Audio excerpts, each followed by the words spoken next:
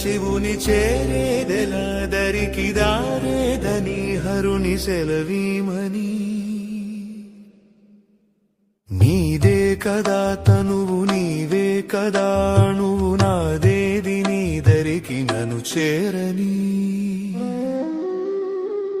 నా శ్వాస నీకు నా నీరాజనముగను నా స్వరము నీకు నా అభిషేకముగను ఈ తనువు నీకు నా నైవేద్యముగను నా కర్మలే నీకు పరిచర్యలుగను అక్షరములు నీకు అక్షతలుగాను